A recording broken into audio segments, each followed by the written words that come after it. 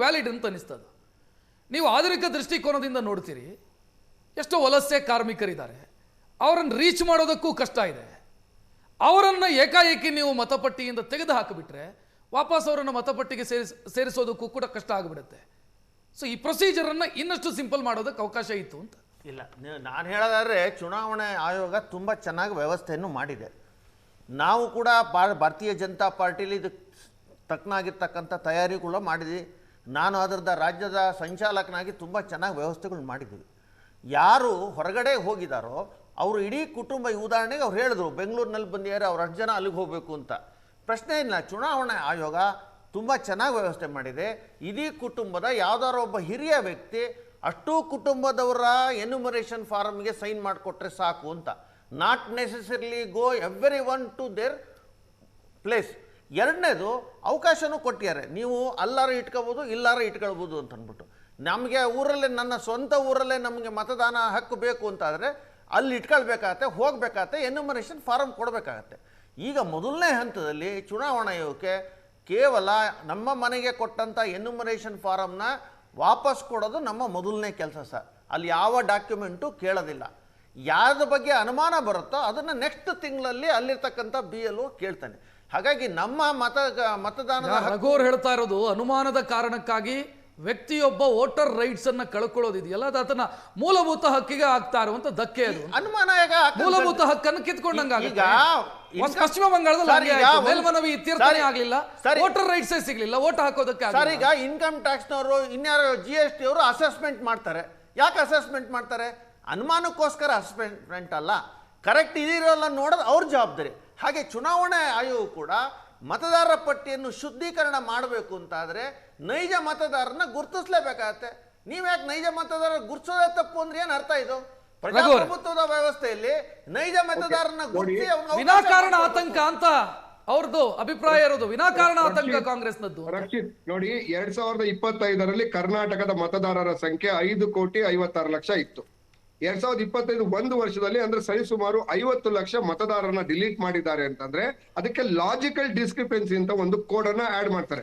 ಅಂದ್ರೆ ಒಂದು ಸರಿ ನಾವು ಎನ್ಯುಮರೇಷನ್ ಫಾರ್ಮ್ ಸಬ್ಮಿಟ್ ಮಾಡಿದ್ರು ಕೂಡ ಈಗ ನಾಳೆ ಪ್ರೊಸೀಜರ್ ನಡೀತಾ ಇರ್ತಕ್ಕಂಥದ್ದು ಆಲ್ರೆಡಿ ಮ್ಯಾಪಿಂಗ್ ಆಗಿರ್ತಕ್ಕಂಥವ್ರದ್ದು. ಅಂದ್ರೆ 2002 ಮತ್ತೆ 2025ರಲ್ಲಿ ಇಬ್ರದ್ದು ಮ್ಯಾಚ್ ಆಗಿದ್ರೆ ಮಾತ್ರ ಅದರಲ್ಲಿ ಮ್ಯಾಚಿಂಗ್ ಏನು, ಅದ್ರಲ್ಲಿ ಒಂದು 6 ಕಂಡೀಷನ್ಸ್ ಇದೆ. 6 ಕಂಡೀಷನ್ಸ್ ಅಲ್ಲಿ ಏನು ಅಂದ್ರೆ ಹೆಸರು ಮ್ಯಾಚ್ ಆಗ್ಬೇಕು, ತಂದೆ ತಾಯಿಗಳ ಹೆಸರು ಮ್ಯಾಚ್ ಆಗ್ಬೇಕು, ಡೇಟ್ ಆಫ್ ಬರ್ತ್ ಈ ರೀತಿ ಅಂತ ಹಲವಾರು ಮ್ಯಾಪಿಂಗ್ ಇದೆ. ಮತ್ತೆ ಸರ್ ಅದಲ್ಲ, 2002 ಮತ್ತೆ 2025 ಮ್ಯಾಚ್ ಮಾಡಲ್ಲ. ಪ್ರೊಸೀಜರ್ ಅಲ್ಲಿ ತಪ್ಪೇನು ಬಂತು ಸರ್? ತಪ್ಪು ಇದು ಅಲ್ಲ, ಒಂದ್ ನಿಮಿಷ. ಪ್ರೊಸೀಜರ್ ತಪ್ಪು ಮಾಹಿತಿ ಕೊಡ್ಬೇಡಿ ದಯವಿಟ್ಟು. 2002ರಲ್ಲಿ ಇರೋರು ಕಂಟಿನ್ಯೂ ಆಗ್ತಾರೆ. 2002 ನಂತರ ಯಾರು ಅದಕ್ಕೆ ಸೇರಿದ್ದಾರೆ ಅವ್ರ ಬಗ್ಗೆ ಎಲ್ಲಾರ ಡೌಟ್ ಬಂದ್ರೆ ಡಾಕ್ಯುಮೆಂಟ್ ಕೇಳ್ತಾರೆ ಹೊರತು 2002 ಏನು ಡಾಕ್ಯುಮೆಂಟ್ ಕೇಳಲ್ಲ. ತಪ್ಪು ಸುದ್ದಿ ಕೊಡ್ಬೇಡಿ ದಯವಿಟ್ಟು. ಈ 50 ಲಕ್ಷ ಮತದಾರರನ್ನ ಏನು ಡಿಲೀಟ್ ಮಾಡಿದ್ದಾರೆ ಅಲ್ಲಿ ಬಹುತೇಕ ಎಲ್ಲ ಲಾಜಿಕಲ್. ಸರ್, ಯಾವುದು ಡಿಲೀಟ್ ಮಾಡಿಲ್ಲ ಸರ್, ಇಟ್ ಇಸ್ ಅನ್ಮ್ಯಾಪ್ ಅಷ್ಟೇ. It is not at deleted. Delete ಆಗಿದೆ ಅಂತ ತಪ್ಪು ಮಾಹಿತಿಯನ್ನು ಕೊಡ್ಬೇಡಿ ರಘು ಅವರೇ, ಅದು ಅನ್ಮ್ಯಾಪ್ ಆಗಿದೆ ಅಷ್ಟೇ. ಪ್ಲೀಸ್ ವೇಟ್ ಮಾಡಿ. ಇಲ್ಲ, ನೀವು ತಪ್ಪು ಸುದ್ದಿ ಕೊಡ್ಬೇಡಿ. ಡಿಲೀಟ್ ಆಗಿಲ್ಲ, ಅದು ಅನ್ಮ್ಯಾಪ್ ಆಗಿದೆ, ಉಳಿದಿದೆ ಅಷ್ಟೇ. ಮಾಡಿದ್ದಾರೆ. ಹಾಗಾದ್ರೆ ಈ 50 ಲಕ್ಷ ಮತದಾರರು ಡಿಲೀಟ್ ಆಗಿರ್ತಕ್ಕಂಥವರ ಮತದಾರರ ಎನ್ಯುಮರೇಷನ್ ಫಾರ್ಮ್ ಫಿಲ್ ಆಗಿ ಬರ್ತದ ನಿಮ್ ಪ್ರಕಾರ? ಸುಳ್ಳು ಬರಲ್ಲ. ಯಾರು ಡಾಕ್ಯುಮೆಂಟ್ ಕೊಡಿ ಅಂತ ಹೇಳೋದು. ಚುನಾವಣಾ ಆಯೋಗಕ್ಕೆ ಹೋಗಿ ಇದ್ರ ಬಗ್ಗೆ ಸ್ಪಷ್ಟೀಕರಣ ತಗೊಳ್ಳಿ. ಅದು ಯಾವುದು ಡಿಲೀಟ್ ಆಗಿಲ್ಲ, ಯಾವುದು ಡಿಲೀಟ್ ಆಗಿಲ್ಲ. ಉದಾಹರಣೆ ಬಿಹಾರಲ್ಲಿ ಡಿಲೀಟ್ ಆಗಲ್ಲ ಸರ್. ತಪ್ಪು ಸುದ್ದಿ ಕೊಡಬಾರ್ದು ಜನಕ್ಕೆ. ಸುಮ್ಮನೆ ಡಿಲೀಟ್ ಆಗಿದೆ ಅಂತ ಸುದ್ದಿ ಕೊಡಬಾರ್ದು ಸರ್. ಡಿಲೀಟ್ ಆಗೋ ಚಾನ್ಸೇ ಇಲ್ಲ.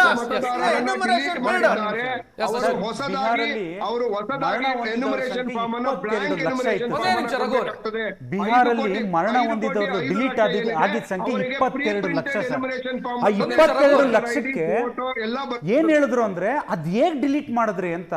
22 ಲಕ್ಷ ಚಿಲ್ಲರೆ ಏನ್ ಡಿಲೀಟ್ ಆಯ್ತು ಅದಕ್ಕೆ ಯಾರೋ ವಿರೋಧ ಪಕ್ಷದವ್ರು ಅಲ್ಲಿ ಏನೂ ಮಾತಾಡ್ಲಿಲ್ಲ.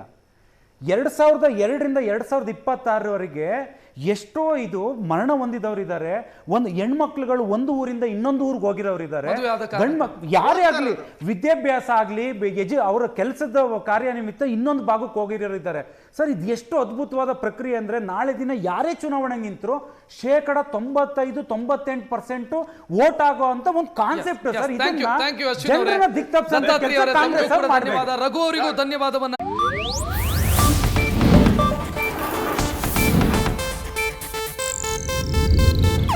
ಇದು ಏಷ್ಯಾನೆಟ್ ನ್ಯೂಸ್ ನೆಟ್ವರ್ಕ್ ಪ್ರಸ್ತುತಿ.